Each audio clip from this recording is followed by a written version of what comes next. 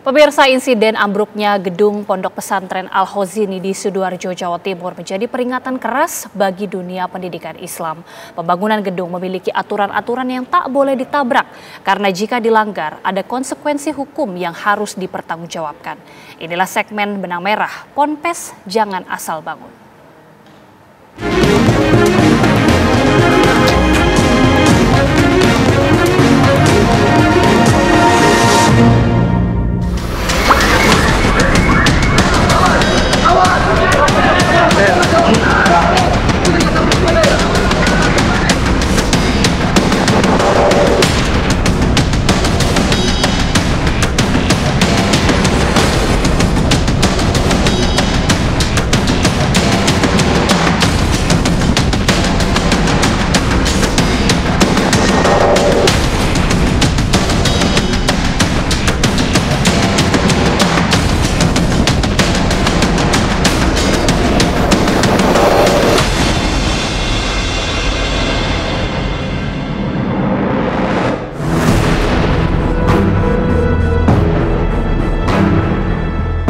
Setidaknya 50 orang santri meninggal dunia telah teridentifikasi pasca ambruknya gedung Pondok Pesantren Al-Khozini di Buduran, Sidoarjo, Jawa Timur yang tidak hanya menjadi duka bagi keluarga korban, namun juga terhadap pendidikan Islam di tanah air.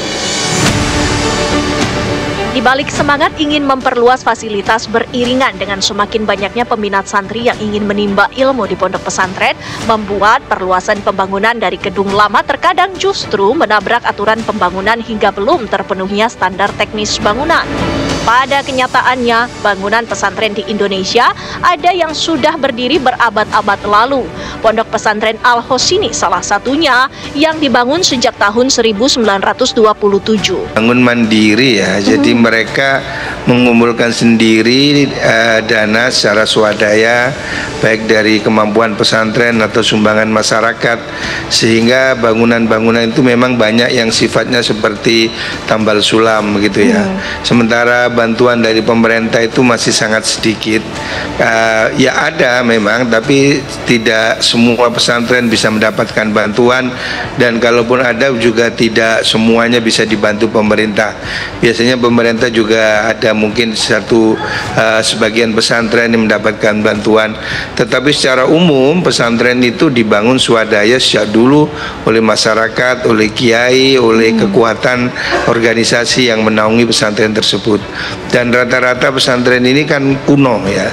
Kalau pesantren-pesantren baru itu saya lihat bangunan sudah bagus-bagus, sudah standar saya kira. Cuman memang pesantren-pesantren kuno yang sudah berusia di atas 50 tahun atau bahkan berusia di atas 100 tahun, mungkin ada bangunan-bangunan yang memang perlu direhab dengan baik.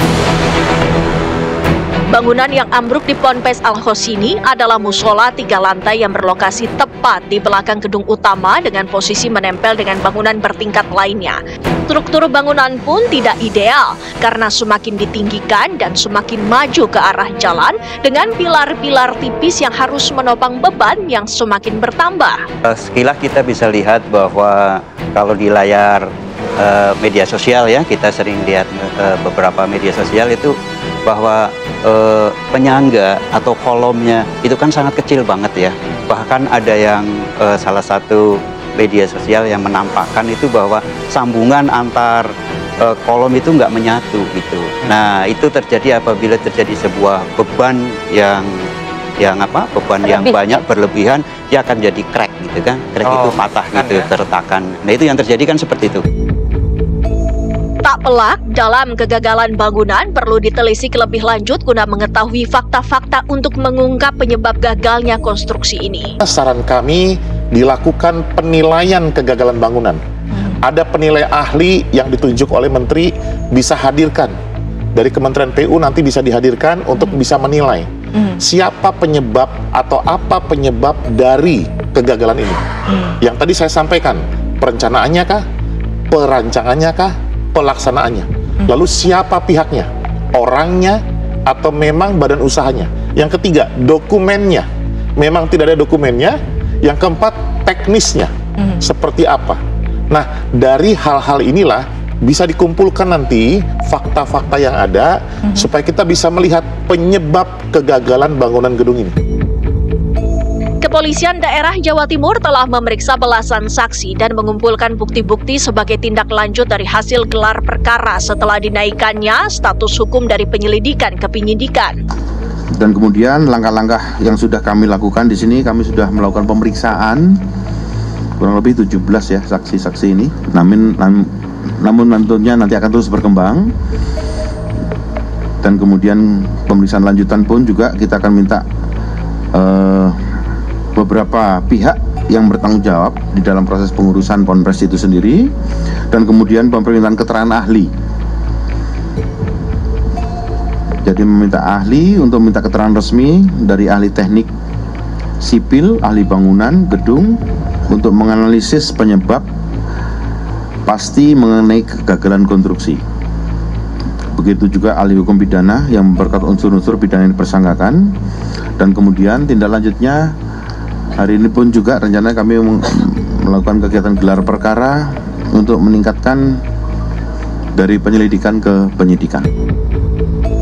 Ambruknya salah satu bangunan pondok pesantren pun menjadi perhatian pemerintah yang kemudian mengambil langkah-langkah antisipasi agar kejadian serupa tidak terulang dengan melakukan audit dan pendataan bangunan pondok pesantren demi mengetahui kelayakannya. Kita perintahkan juga kepada pesantren-pesantren untuk memperbaiki izin mendirikan bangunan, PBG. Nah, ini harus diperbaharui semua pesantren, bangun sekecil apapun harus ada PBG. Nah, karena itu sambil membenahi itu, Pak Menteri PU menjamin semua jenis perizinan free. Yang penting dipastikan semua proses bangunan tanpa izin hentikan dulu. Saya minta kepada seluruh pesantren-pesantren yang sedang membangun untuk menghentikan sementara karena harus izin. Ini kita bisa maklumi karena pesantren rata-rata usianya 100 tahun, 150 tahun. Yang di Sidoarjo ini 125 tahun usianya. Nah, mereka harus terus kita ajak untuk bersama-sama mengatasi. Itu sebabnya pondok pesantren jangan asal bangun karena ada konsekuensi hukum yang harus dipertanggungjawabkan.